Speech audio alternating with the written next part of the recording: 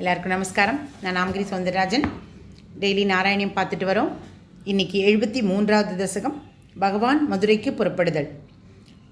குருவாயூரப்பா, தாங்கள் மதுரை நகர் செல்லும் செய்தியை கேட்ட அந்த 1000 சிறுமிகள் மிக வருந்தி ஒன்று கூடி இதென்ன இது எப்படி நடக்கும் என்று புலம்பினார்கள். நந்தகுமாரனான ஸ்ரீகிருஷ்ணன் கருணை கடலாயிற்றே, புகழொன்றில்லா நம்மை அவன் எவ்வாறு கைவிடுவான், அந்தோ உள் வந்து உறுத்தியதோ என்று தங்களிடமே உள்ளத்தை பதிய வைத்த கோபியர்கள் மிகவும் புலம்பினார்கள். இரவின் கடைசி பொழுதில் தாங்கள் தந்தையான நந்தனுடனும் 1000 தோழர்களுடனும் மதுரைக்கு புறப்படும் பொழுது கோபியர்கள் துயரை தணிக்க ஒரு தோழனை அனுப்பினீர்கள். கோபிகர்களே, உங்கள் முன் விரைவிலேயே வந்துடுவேன். வெகு சீக்கிரமே உங்களுடன் கூடி இன்புறுவேன். உங்களை மகிழ்ச்சி வெள்ளத்தில் ஆழ்த்தப் போகிறேன் என்று கோபிகைகளுக்கு ஆறுதலாக கூறி சொல்லி அனுப்பினீர்கள்.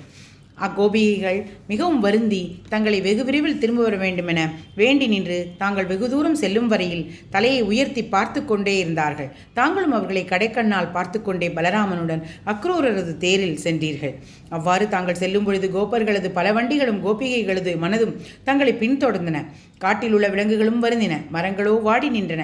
இவை அனைத்தும் கடந்து தாங்கள் யமுனை கரையை கடந்தீர்கள். தனது நித்திய கர்மானுஷ்டானங்களை செய்வதற்காக யமுனையில் நீரில் இறங்கிய அக்ரூரர் தங்களை யமுனை நீரினுள்ளும் தேரினுள்ளும் இருக்க கண்டு வியப்பில் மெய்மறந்தவனானான்.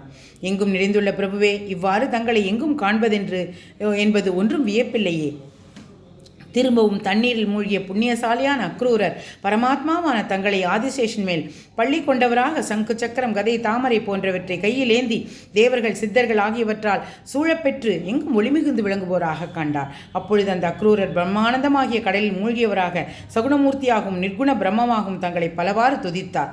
அவ்விதம் வந்த அக்ரூரை கண்டு, அக்ரூரரே, யமுனை நீர் என்னை மிகவும் குளிர்ச்சியாக உள்ளதோ, மெய் சிலிர்த்து இருக்கின்றதே என்று தாங்கள் வினவ மகிழ்ச்சி பெருக்கினால் தழுதழுத்து அவர் பதிலுரைக்க இயலாது நின்றால், தேரிலே வீற்றிருக்கும் குருவாயூரப்பா, என்னை நோயிலிருந்து காத்தருள வேண்டும். கிருஷ்ணார்ப்பணமஸ்து.